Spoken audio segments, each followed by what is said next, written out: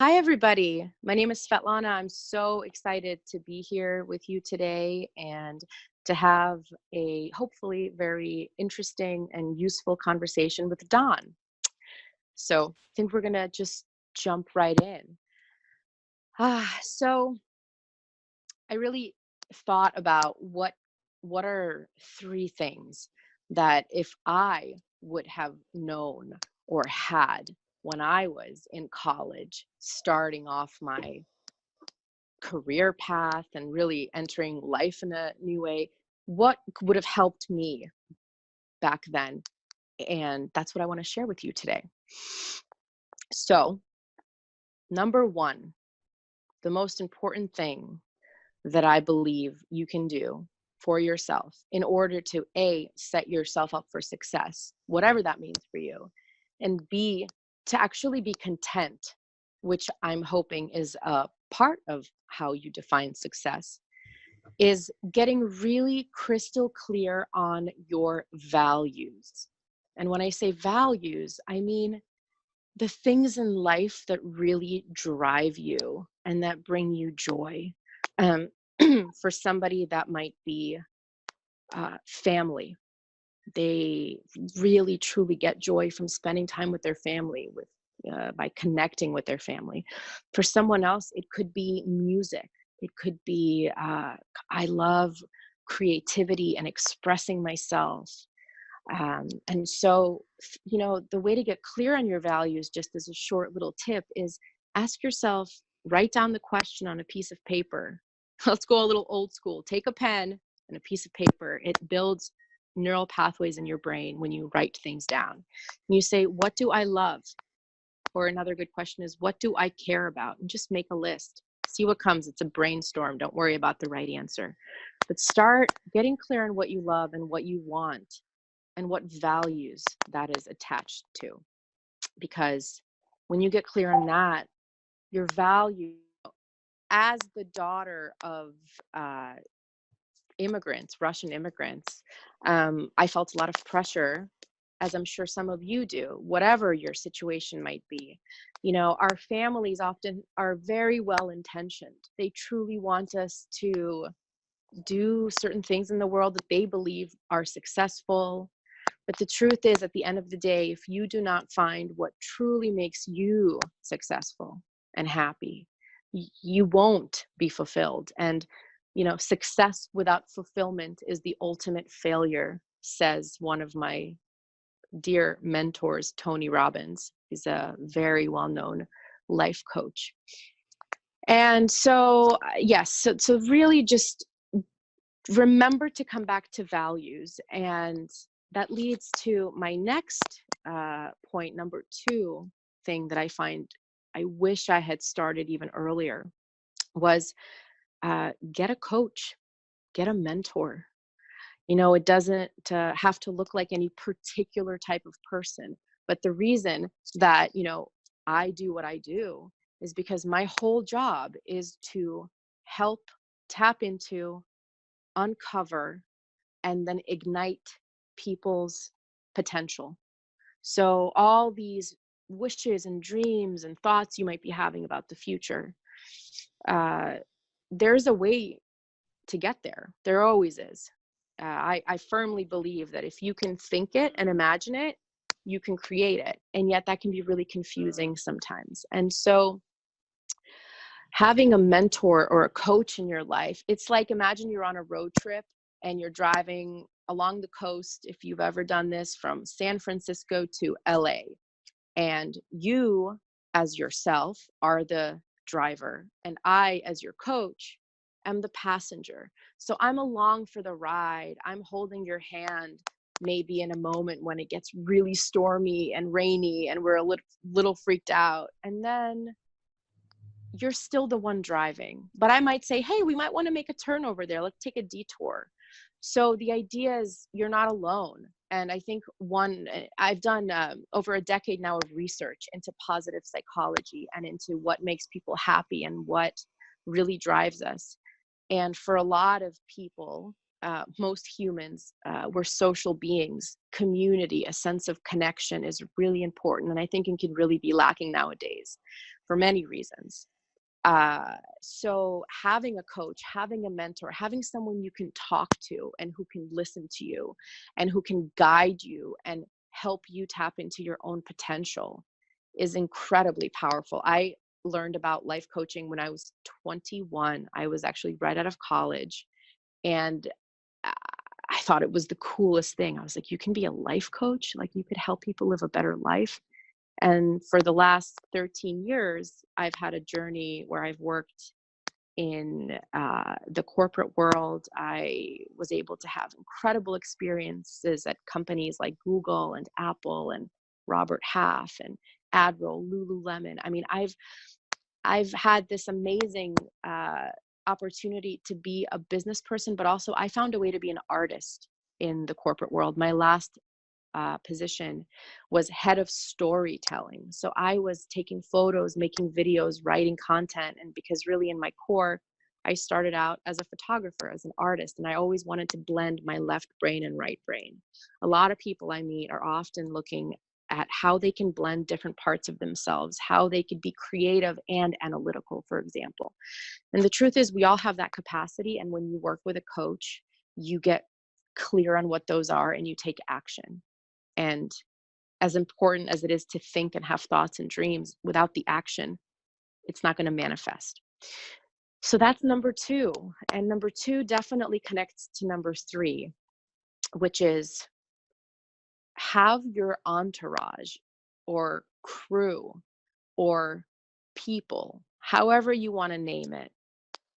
Life is about creating ourselves and creating beyond ourselves. There's a higher purpose, I believe, for us to be here. And it's our community that really, really determines so much of, in my experience, success and joy and growth and opportunity.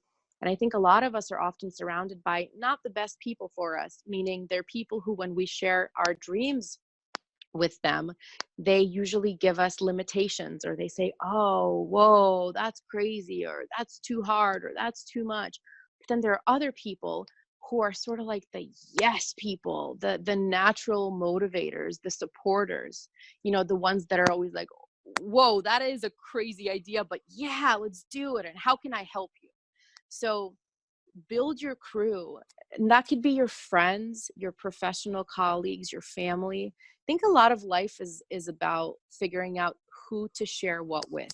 And when you're sharing your dreams, it's very important to share them with people who are going to support you and champion you and help you than those who knock you down. Because guess what? We already all have that voice in our head. I call it the saboteur, that inner critic. You might think of it as like the dark angel who's always telling you it's not going to work. I'm not smart enough. I can't get that job. I'll never do that. It's human. It's natural. And yet that voice is not the truth. It's just a part of your psyche. And a lot of, I think, what defining your values, what working with a coach, and by having the right people around you, they help you connect to the truth in your head and in your heart, when you can start to really support your own self on your journey. So basically, those are my top three, and this is why I love doing this work. I think it's bringing together kind of our inner world and our outer world, and learning how to dance really well with ourselves and others.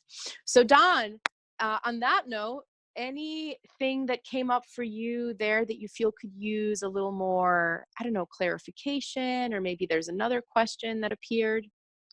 Absolutely. So, Svetlana, the relationship, I think, is important to understand between the coach and the person being coached. And because this relationship is new, we as graduates are leaving a relationship with our professors and administrators at a college campus.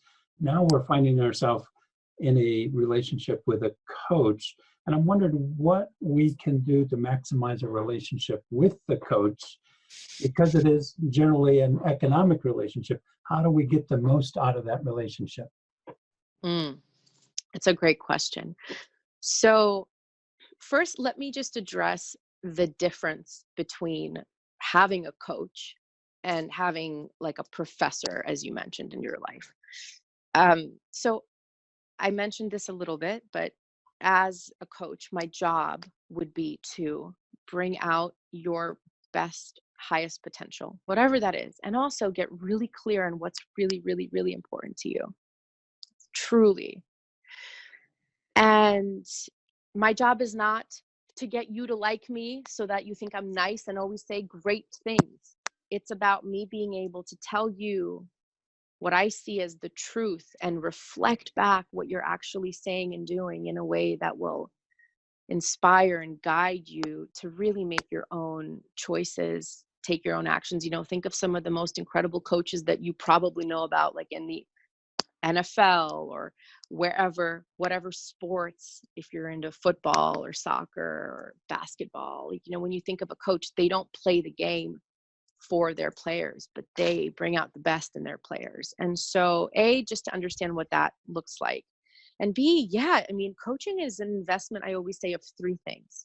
One of them is finances, but the other two I think are more important, and it's time and energy. You're going to dedicate your time to yourself and with this other person. You're going to give energy to this. And you have to ask yourself if you're ready to do all those three things: the energy, the time, and then the money.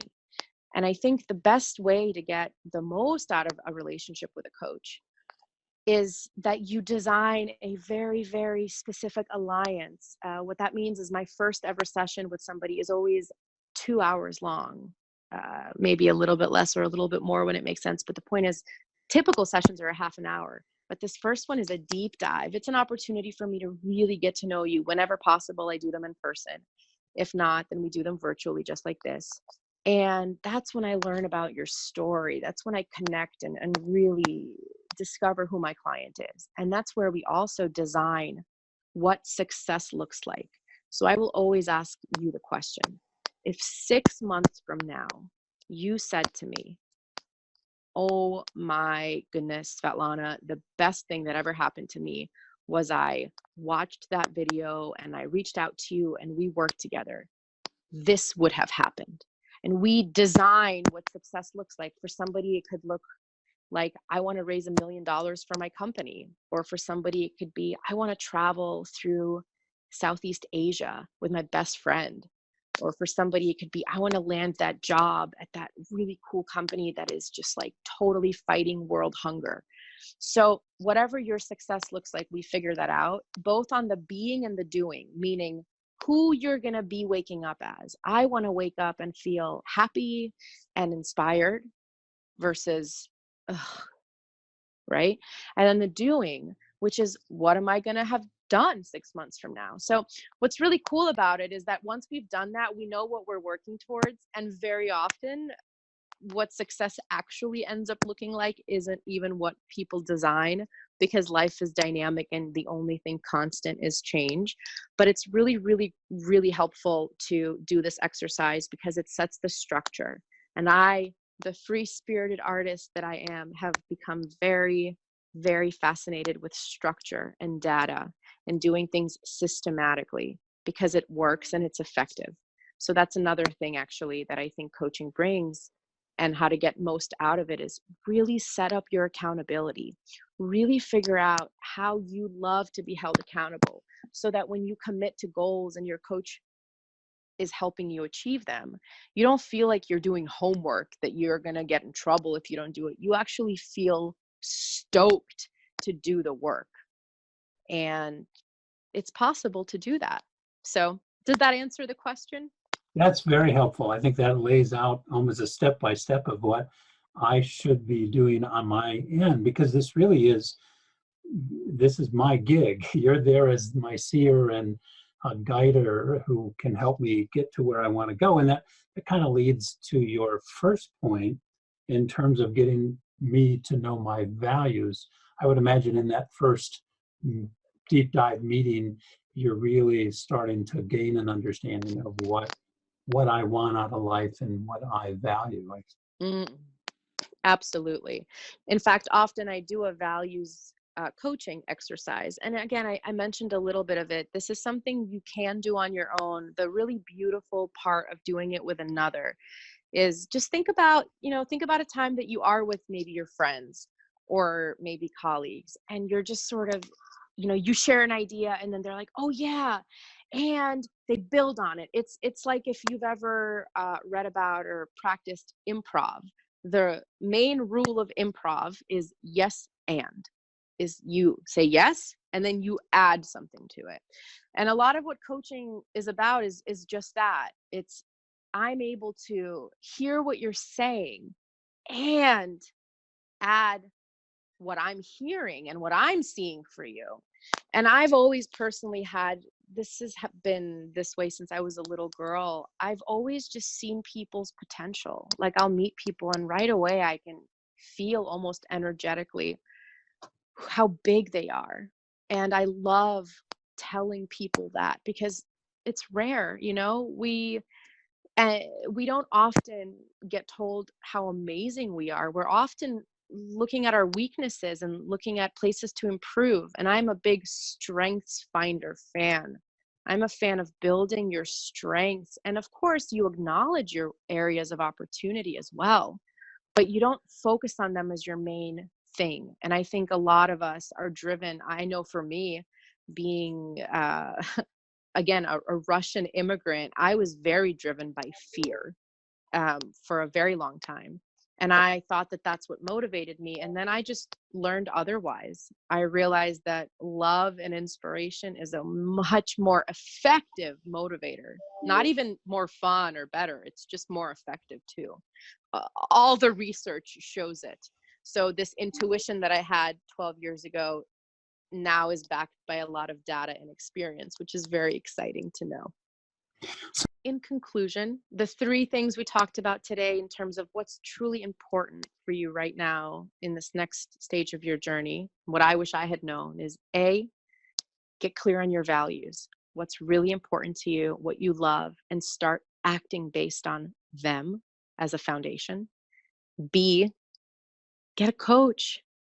Find someone who you connect with, whose life inspires you, who's done things you want to do, who you can talk to transparently and get clear on your visions, your dreams, your values, and go for it. Anything is possible.